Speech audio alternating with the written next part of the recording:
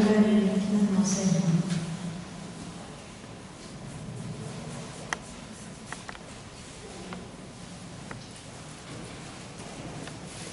Boa noite, amigos.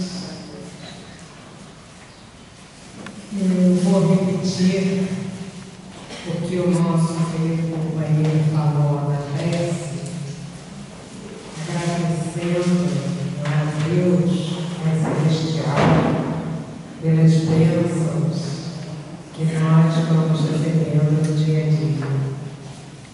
Agradecendo também aos nossos anjos guardiães, tão queridos e tão amados, que nos acompanham, que nos orientam, agradecendo aos amigos espirituais da casa de Viajar. A doutrina espírita, ela nos traz uma série de notícias alvissareiras. E quando ela toca na questão dos anjos guardiães, esta informação nos proporciona uma grande felicidade.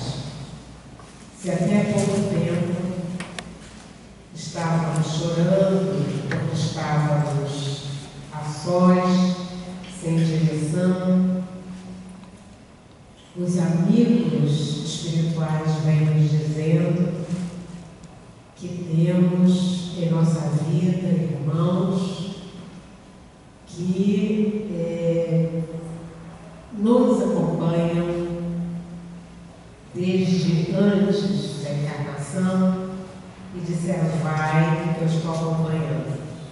Estou acompanhando em todos os passos. Ela fala a respeito dos anjos guardiães, que são os espíritos mais evoluídos do que nós e que estão ao nosso lado. Então, isso é um motivo de grande felicidade, ter a certeza dessa informação. Então, nós começamos a nossa conversa saudando a esses amigos e dizendo que nós reconhecemos cada vez mais a presença deles na nossa vida. Nós vamos conversar sobre esse tema que vocês estão vendo, o código moral da vida futura. O que seria isso? Né? Como é isso? A gente lembra? Não é que nós temos um Código Civil. Qual é a função do Código Civil? É justamente, né, de ter normas, os decretos que vão balizar a vida em sociedade, a vida de cada um de nós, dizendo, né, aquilo que a gente pode, o que a gente deve. É isso mesmo? Os advogados aqui presentes podem dizer alguma coisa a respeito do Código Civil? É isso mesmo? Quem é que me ajuda? O que pode, o que deve? Hã? O que pode, o que deve? O que pode? Eu estou querendo, só um instantinho, vou parar aí para pedir ajuda aqui aos universitários. Seu caso.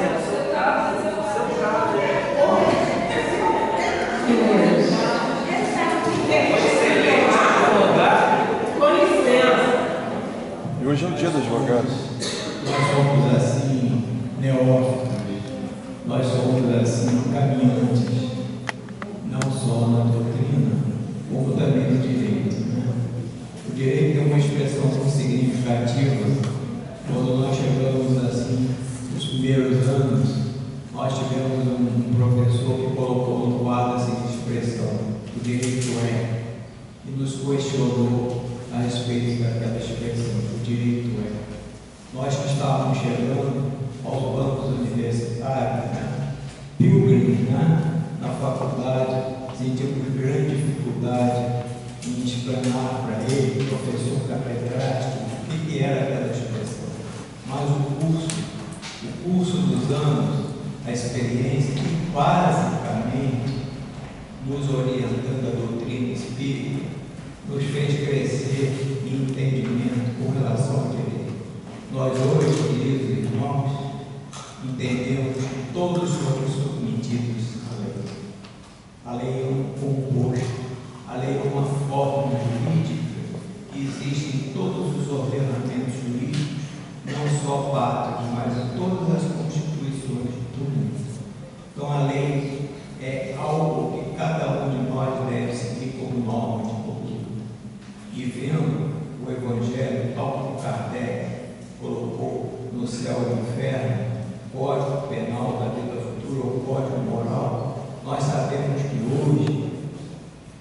os expoentes, né, os pesquisadores contemporâneos do direito penal trazem uma conotação muito importante a cada um de nós.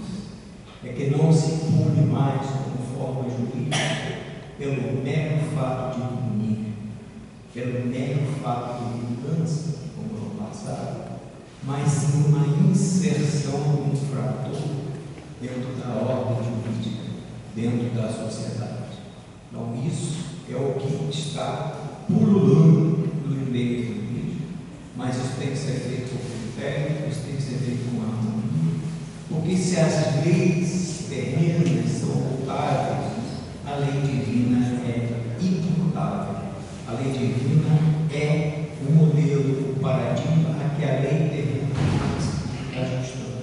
Então, Kardec, quando trouxe o Código Penal da Defesa Pura, trouxe a misericórdia divina, que essa misericórdia abranda a lei de causa e efeito, que somos nós os atingidos em função do sofrimento que imprimimos a nós mesmos. Que sofrimento é esse? Desacordo, distonia com as leis conscienciais, e que nós lavramos uma sentença contra nós mesmos, que nós somos os juízes de nós mesmos.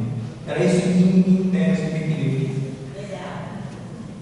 Nós todos vamos participando, viu, minha gente? Então, a gente já sabe o que é um código, não é? Aliás, muito bem explicado. Obrigado por haver sugerido, né? E então, a gente vai buscar informações em O Céu e o Inferno e no Livro dos Espíritos, né? Porque a gente já sabe que a quarta parte do Livro dos Espíritos corresponde àquele todo o conteúdo do Céu e Inferno. Então, nós vamos começar a estudar e vamos ver uma questão no Livro dos Espíritos, que é a questão 960, para a gente estar refletindo, né? De onde se origina a crença com que deparamos todos os povos na existência de penas e recompensas por virtude? Quer dizer, de onde surge isso? Quer dizer, essa consciência que se tem de que existe alguma coisa no depois e que existe uma pena, existe uma forma, digamos assim, de punição para quem não cumprir aquela lei. E os espíritos respondem assim: pressentimento da realidade trazido ao homem pelo espírito nele encarnado. Então, como espírito, aí a gente já sabe das nossas vivências, através das reencarnações, mas mesmo assim, mesmo nos povos primitivos, eles tinham uma ideia de alguma coisa que fosse castigo, de alguma coisa que fosse punição. Então, os espíritos respondem dizendo, né, que é um pressentimento dessa realidade. Vamos dizer, a gente traz esta informação e ela vive dentro da gente, né? E Kardec faz um comentário na pergunta 962. A pergunta 962 é a seguinte: como pode haver céticos, uma vez que a alma traz ao homem o sentimento das coisas espirituais? Então, os espíritos respondem, que esses céticos são um número assim muito menor do que se pode pensar, né? E aí ele diz o seguinte, ele ficou um pouco fora. Kardec ouve os espíritos e ele diz assim: o sentimento inato que temos da justiça nos dá a intuição das penas e das recompensas futuras. Quer dizer que nós, então, trazemos este sentimento. E aí, Kardec, na questão 961, pergunta assim: qual o sentimento que domina a maioria dos homens no momento da morte? Dúvida, o temor ou a esperança? E aí aí os espíritos respondem: a dúvida nos éticos empedernidos, o temor nos culpados e a esperança nos homens de bem. Então, como nós estamos falando dessa questão dos castigos, das penas, ele aqui vem querendo saber dos espíritos, não é? Como é que isso, já que a gente sabe intuitivamente que existe esse depois, na hora da morte, não é? Você está sabendo que você vai ali partir. Qual é, então, o sentimento que domina? Os espíritos, então, nos esclarecem que existem essas três formas realmente. Então, ele diz: a dúvida nos céticos empedernidos. Não acredito em nada. Não é? Não acredito em nada, estou morrendo, mas naqueles últimos instantes ele começa a pensar: o que será? Como é que vai ser isso? Céu, inferno, purgatório? Como é que é isso? Então, ele, embora ele vai dizer, ele esteja dizendo, não é, que ele vai morrer e depois da morte ou nada, há então uma dúvida. E para os culpados? Para os culpados é o bom, eles temem. E os homens de bem é a esperança. E aí então, meus irmãos, no livro Céu e Inferno, que vocês já conhecem, existe uma série de depoimentos. Então, já que nós estamos falando a respeito dessa questão da dúvida, do terror, eu estou aqui me lembrando do caso de um médico, que é o Sr. Cardon. O Sr. Cardon, ele era um médico baleiro, ele trabalhava em navios que, digamos assim, que cuidavam das baleias. E ele, então, se aposenta. Em se aposentando, ele tem notícia que ele está com um sério problema cardíaco. E ele, médico, já sabia: bom, se eu estou com esta doença, né? Se eu estou com este problema cardíaco, né? Eu tenho tanto tempo de vida, eles sabem disso, né? E aí foi chegando o dia, foi chegando o tempo, e ele então, meio triste, amargurado, porque ele achava que ele tinha que viver mais tempo. Por que ele ia daquela forma naquele momento? E ele então percebe que o seu estado está se agravando, reúne a família, diz assim: olha só, os meus momentos estão chegando. Mais uma hora, meia hora, mais horas, e aí, de repente, ele começou a passar mal, a ficar abatido e caiu. A esposa dele correu para ficar na frente do corpo, para que os filhos, então, não vissem aquela situação. E daqui a pouco, ele que já se achava, quer dizer, que pensava que ele estava realmente morrendo, ele abre os olhos e ele manda um recado: meu Deus, vocês não queiram saber, meus filhos, acreditem que Deus é o Pai. E ele então começa: sejam sempre cordiais, amigos, olha, Deus existe. E aí então, depois que ele tem esse retorno à vida, ele está muito feliz. Ele disse assim: agora eu posso ir. Então, o que foi que aconteceu com aquele amigo? Ele antes, ele tinha assim, uma dúvida, ele estava numa situação de descrença, mas ele teve um segundo de ida a um universo maravilhoso e que aí ele viveu esse instante de esperança. Ou a gente pode dizer, em realidade, ele é um homem de bem, ele só não acreditava.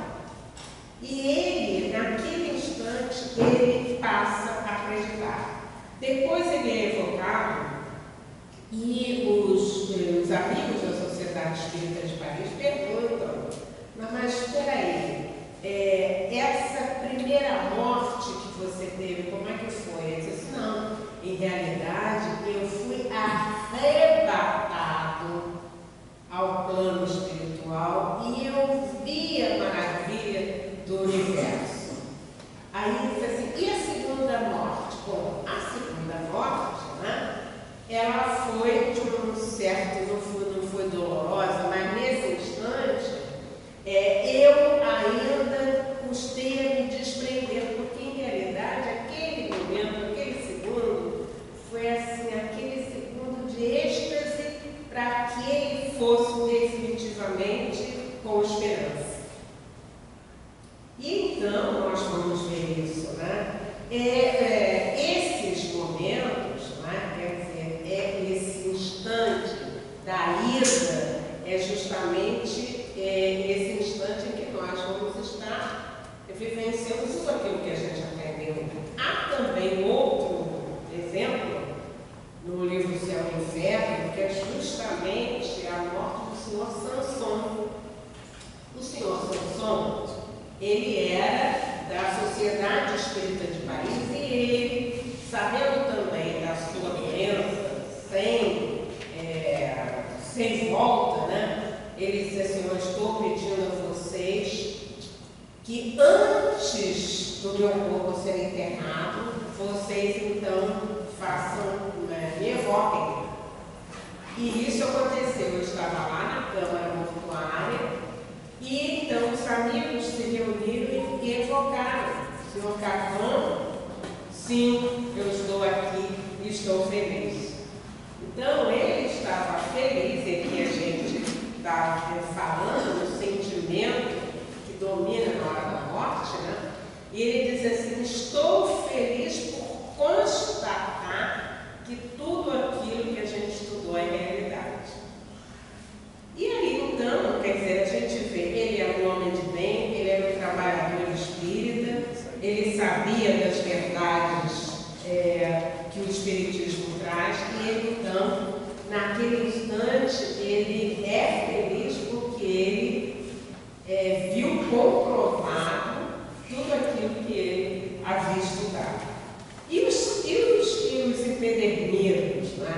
A gente vai ver também um caso, e esse caso os amigos da Comércio já estudamos há algum tempo atrás, quando ele fala do Jacques Latour, que foi justamente um homem que usava a guilhotina, né? Então a gente vai ver o desespero. Mas daqui a pouquinho a gente vai falar sobre ele.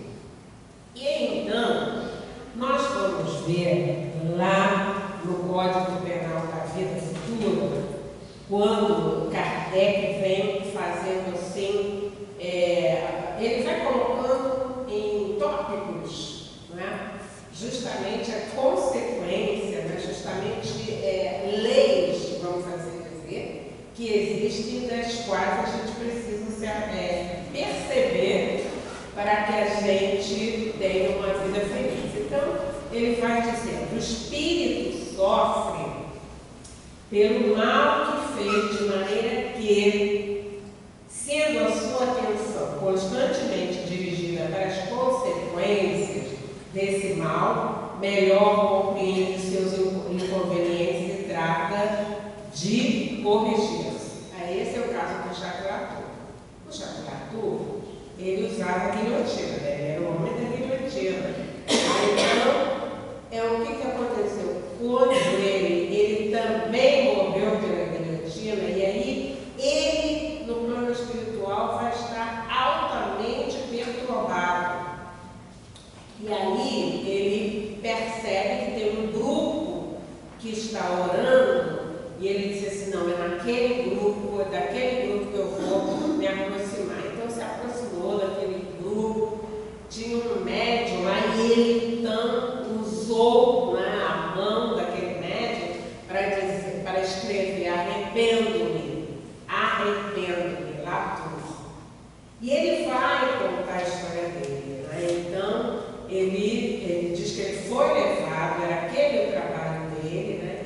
agora ele se via naquele desespero porque ele não havia morrido. E não morrendo, ele via os espíritos daqueles que ele havia sacrificado. E ele estava realmente numa grande agonia, por isso ele dizia assim, me arrependo. Então, quer dizer, ele naquele caso, e é isso que nós vamos ver lá no Código Penal da Vida Futura, que ele estava sofrendo pelas consequências do mal que ele então fez. E aí lá também nós vamos encontrar esse outro artigo, toda a falta cometida, todo mal realizado é uma dívida contraída que deverá ser paga. Então a gente já vai vendo, né, pelos exemplos que a gente foi vendo, pelos casos pelos quais a gente foi passando, né, o quanto aquele espírito hoje sofre por haver feito, por haver praticado o mal. Então a gente diz assim, todo mal, não é uma dívida, né, contraída que vai ser paga, se não for nessa existência celular mais seguintes, porque todas as existências são solidárias entre si. Essa questão de ser solidária, né, esta questão justamente do acerto de contas que nós vamos fazer. Se não puder ser agora, se nós não tivermos condição de vivenciar isso agora, nós estaremos vivenciando mais adiante. Nada contra as nossas condições. E aí entra a misericórdia de Deus, que Ele sabe daquilo que a gente pode e que a gente não pode. Então ele diz assim, aquele que se quita numa existência não terá necessidade de pagar a segunda vez. Então, quitou, está então, que escolhe, não é isso mesmo? Então, soltura, é isso mesmo? Soltura. Liberdade. Liberdade.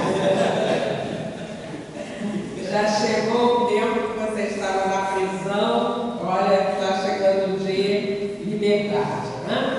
Lei de liberdade, conforme o livro dos Espíritos. Lei moral. Lei moral, né? Então a gente já vai começando a elaborar algumas coisas, né, na nossa vida. E aí ele diz o seguinte, o arrependimento, conquanto seja o primeiro passo para a regeneração, não basta por si só. São precisas a expiação e a reparação, que constituem as três condições necessárias para apagar os traços de uma falta e suas consequências. Então a gente vai voltar ao Jacques Latour, né? O Jacques Latour, então, ele, naquele dia que ele se comunicou, né, junto àquele grupo, ele dizia assim, arrependo-me, arrependo-me. E aí nós vamos anotando, nós vamos acompanhando a série de reuniões para as quais ele foi evocado. E a gente foi vendo ele, digamos assim, se melhorando, vamos assim, ele chegou ali numa agonia intensa, então, aos poucos, através das reuniões, ele foi, então, se esvaziando daquela agonia, e ele dizia assim, venho porque as vossas preces me acalmam. Muito obrigado por vocês terem orado por mim. Eu agora já me sinto mais consolado e eu posso, então, já vislumbrar alguma coisa no meu caminho. Então, vejam bem, logicamente que naquele instante que ele está sendo atendido, e isso nós vemos na reunião mediúnica, não é que a gente vai frequentando, aquele espírito que fez, que aconteceu, que matou tantos, que sacrificou a tantos, há um instante na vida daquele livro, que foi o que aconteceu com o Arthur, que ele então vai dizer, eu me arrependo. Eu me arrependo. E aí ele vem dizer, bom, eu sei que não basta arrepender, mas eu tenho que expiar. Quer dizer, embora, e aí a gente mas o emprego dele era aquele, né? Mas de repente, será que ele precisava ficar naquele emprego, né? O emprego que destruía, que matava as pessoas? É alguma coisa que a gente vai, mas será que eu precisava estar nesse emprego? É a reflexão que ele faz. E aí, ele depois de 5, 6 reuniões, ele vem dizendo assim, eu vou orar para que Deus permita que eu retorne e que eu possa cuidar de crianças. E ele diz assim, estão enganados os governos, não é? Que evitam instrução às classes mais pobres, pensando que com polícia se resolve alguma coisa. Eu digo assim, gente, mas isso atualiza, não é? E ele diz, olha, vocês procurem lá, céu e inferno, já que era tudo, e ele diz exatamente isso.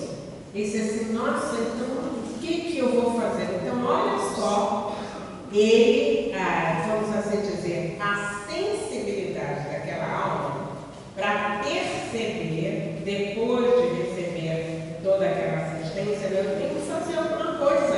É essa forma, não é? Deus me reajustar comigo mesmo. Deus vai me proporcionar isso. E ele, então, adquiriu, nesse período, né, esta certeza de que Deus, assim como ele encontrou um grupo que com as preces ele foi aliviado, ele tinha certeza de que ele iria conseguir isso. Então, ele já foi definindo ali, e ele diz com a permissão do alto, ele já foi definindo naquilo que ele iria fazer. Então, é aquilo que Kardec vem colocando nesse código da vida penal. Você fez aquele espírito, não é, que teve umas andanças por caminhos difíceis, não é? Ele também vai receber a oportunidade de reparar, de se regenerar, de fazer a expiação e de definir um outro caminho. E aí ele disse mais adiante, né? Kardec vem dizendo assim, nem todas as pautas acarretam prejuízo direto e efetivo. Opa! Não é tudo, então, que vai trazer uma consequência. Nem recebeu antes? Ai, que bom, né? Nem uma vez antes. E aí, ele começa a dizer assim, foi descurado, quer dizer, ele foi um pouquinho relaxado. Então, porque às vezes nós temos uma ideia diferente dessa questão das penas e a gente acha que tudo aquilo que a gente vai fazer é o caminho da punição. Então ele vem dizendo assim, foi descurado, então você vai ter que cumprir os deveres desprezados, as missões não preenchidas, praticando o bem. Não é? É isso mesmo, praticando o bem, cantando, né? Maravilhas, como vocês cantam, né? Então, ele vem dizendo assim, olha só, se você for desleixado, pratica o bem, tornando-se humilde, se orgulhoso, amável, se austero, caridoso, se egoísta, benigno, se perverso, laborioso, se ocioso, útil, se inútil, trocando por bons os maus exemplos. Aí a gente já começa. Será que eu sou o último? Não é? Será que eu, em alguns instantes dessa conversa, eu venho dizendo que existem, como o seu Carlos falou aqui, atenuantes. Existem essas pequenas coisas. De uma ascensão que não é tão importante. Cada um de nós, né, no nosso viver, nós temos inúmeras oportunidades de acertar. Né? Deus, quando nos criou simples e ignorantes, nos colocou na correnteza da vida, não nos colocou também, basicamente, como vinculados ao mal. Todos temos oportunidade de nos recompor. É da lei. Né? Existe, quando se fala em pena, a gente tem realmente esse sentimento de uma sanção penal. Nós estamos inseridos em algum ato ilícito, a nossa própria consciência nos alerta. Emmanuel nos fala sobre isso. Há um spot que acende na nossa mente para a nossa realidade, mas nem sempre determinadas penas, conforme a nossa irmã está trazendo aqui com muita oportunidade, tem essa gravidade. São coisas que nós podemos incluir. Por exemplo, o Evangelho está cheio de verbos de movimentação: fazer, obrar, melhorar, cumprir. O Evangelho é um repositório de verbos de ação construtiva. Quando se fala nesse arrependimento eficaz, que ele não basta por si só, como a nossa irmã está dizendo aí, esse arrependimento eficaz, se ele ficasse só no arrependimento, nós não estaríamos saciados de justiça. Não é verdade? Então, essas situações existem, mas como uma espécie de abrandamento. Até porque cada um de nós, quando está enfermo e é curado, ele tem o direito de ser curado quando houve o quê? O cumprimento dos nossos deveres. Jesus, quando curou, todos os que ele curou haviam terminado os seus deveres. Jesus não veio infligir a lei. Outros deveres existissem, outras enfermidades surgiram. Então, abrandamento, né? E são questões voltadas para a educação, né? Às vezes a gente faz muita coisa porque a gente não teve educação moral para poder evitar, né, aquelas situações. E, aliás, é isso que também a gente vai colocar o comentário dos espíritos, no caso do Jacques Latour. Ele vem dizendo assim: se uma boa educação moral lhe fosse proporcionada, ele com certeza não cairia em certas situações. Não é? Então, aqui está o abrandamento. Então, o que a gente pode fazer? O que a gente pode corrigir? E é isso que os espíritos, que aliás está no Kardec, no código, ele vem dizendo para nós. Então, a gente vai repetindo. Olha só. Nem todas as faltas acarretam prejuízo direto e efetivo. Então, se você for tratar os seus deveres, né, é cumprir. Procura cumprir. Não é? Olha a missão que você não fez. Vai praticar o bem. Né?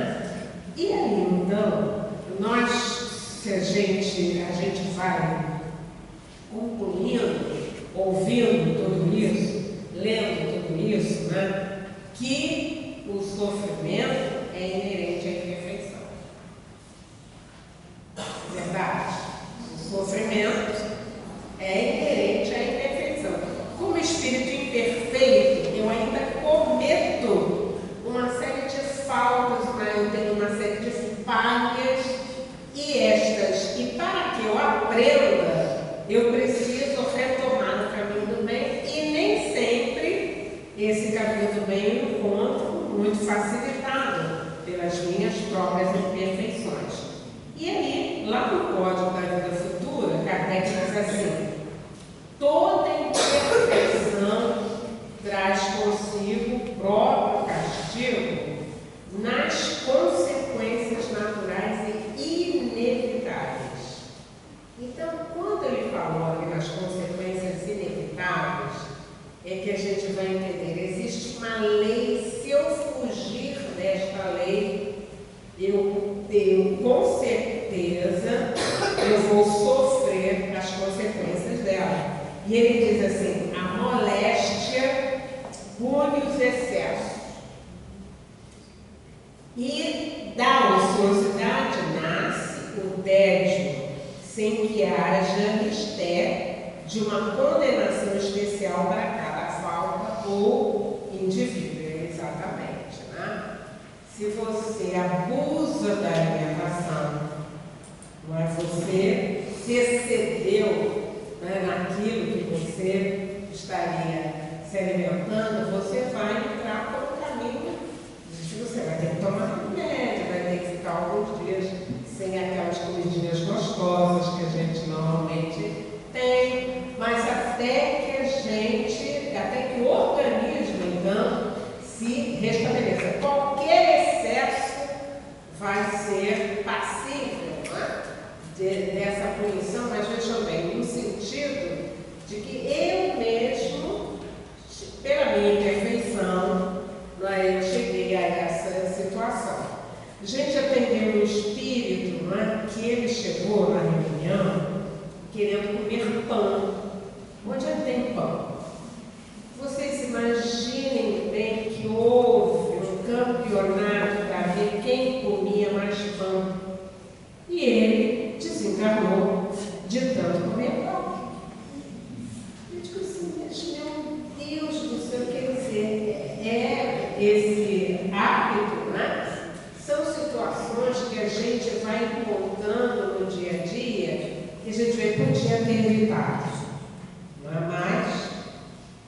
E aí, então, Kardec, ainda no comentário, na questão 964, Kardec pergunta o seguinte: mas será necessário que Deus atente em cada um dos nossos atos para nos recompensar ou punir?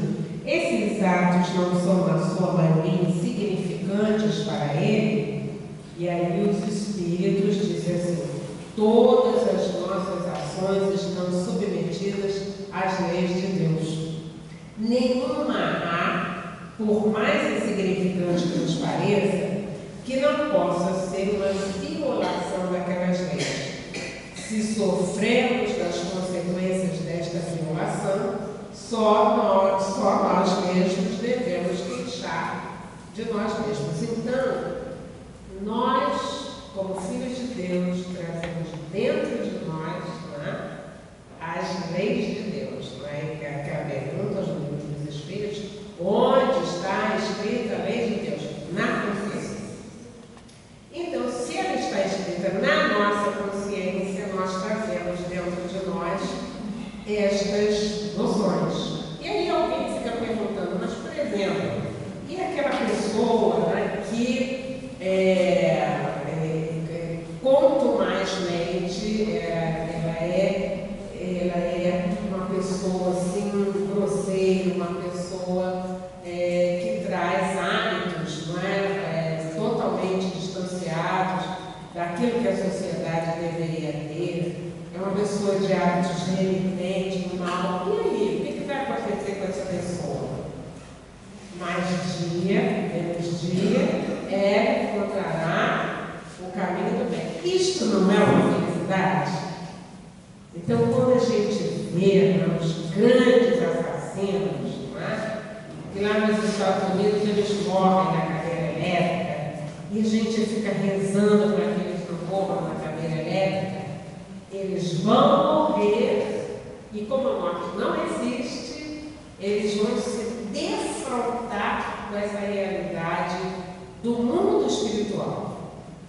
E em se defrontando, eles então, vamos assim dizer, eles percebem que não existe outro caminho senão seguir o caminho do bem. No livro Memórias do Suicida, de Dona Ivone Pereira, esse livro é um código fantástico, né? Maravilha esse livro. E existe lá um episódio, né, em que uma falange de espíritos angélicos, elas se reúnem em determinado espaço e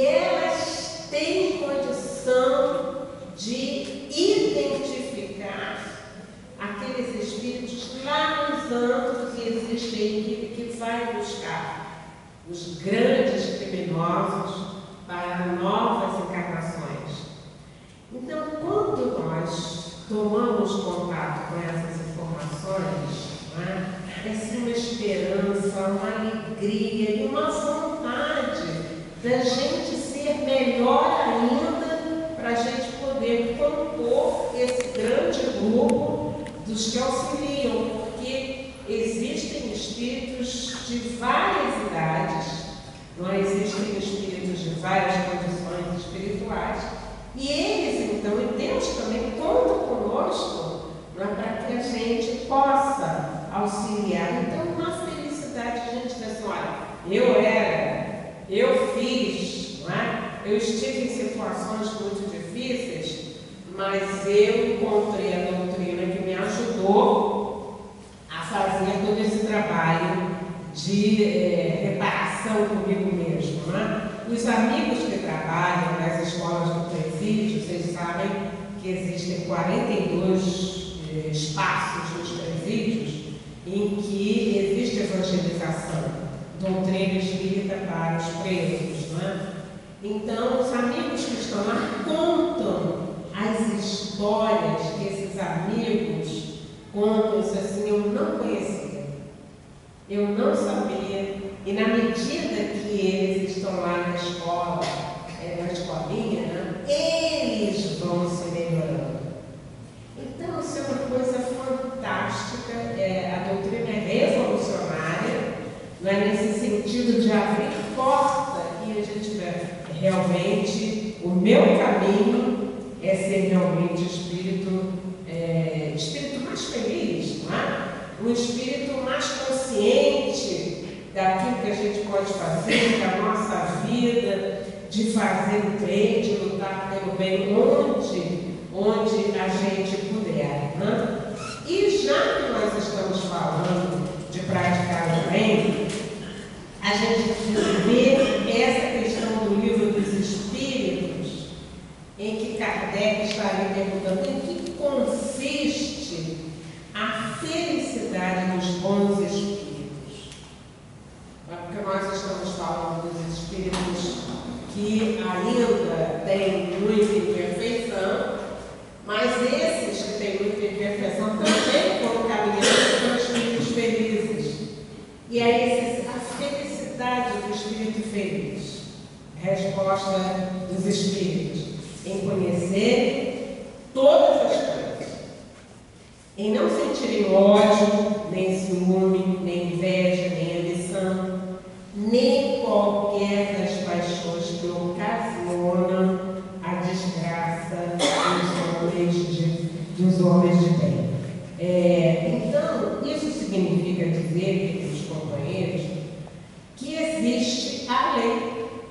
Existe a lei, e na medida que nós vamos conhecendo a lei, nós então nos capacitamos, nós vamos ficando mais sensíveis para não só cumprir a lei, porque cumprindo a lei, né, como ele diz assim, conhecer todas as coisas, conhecendo a lei, cumprindo a lei, nós vamos fugindo do que ainda existe dentro de nós de imperfeição. E com isso, nós com certeza vamos fazendo essa caminhada de retorno a Deus. E aqui, Kardec a gente vai terminar, né, com essa citação de Kardec, que diz assim, olha, nós podemos entender tudo isso dessa forma. Um pai deu ao seu filho educação e instrução, isto é, os meios de se guiar. Cede no campo para que o cultive, ele diz, aqui estão a regra que deve seguir e todos os instrumentos necessários a tornares fértil este campo e assegurares a tua existência. Dei-te instrução para compreenderes esta regra. Se a seguires, teu campo produzirá muito e te proporcionará o repouso na velhice. Se a desprezares, nada produzirá e morrerás de fome. Dito isto, deixa-o proceder livremente. Esse é o comentário de Kardec, você quer saber, né? Esse é o comentário de Kardec na pergunta 964. E aí, queridos companheiros, nós só temos um caminho: pegar as ferramentas e trabalhar, e arar o campo. E arando o campo, tornando fértil esta terra, nós sabemos que ela vai produzir, ela vai alimentar muita gente, ela vai sustentar muitas pessoas. Nós vamos conseguir aquelas pessoas que vão nos ajudar também nesse plantio. E a gente conclui dizendo só o bem. Na medida que nós estivermos entendendo a lei maior, e a lei maior está dentro de nós sabemos direitinho esses limites, eu acho que a palavra-chave de tudo isso é obediência. Que nós possamos então ser obedientes diante da grande felicidade que é o conhecimento dessas informações que a doutrina espírita nos dá. E a gente pode, nessa hora, que a gente está falando de obediência, a gente também vai se dirigir àqueles espíritos que foram trazidos à casa espírita para acompanhar o estudo, né? E dizer também para eles que fora da caridade não há salvação. Então, que nós sejamos obedientes e muito felizes, graças a Deus.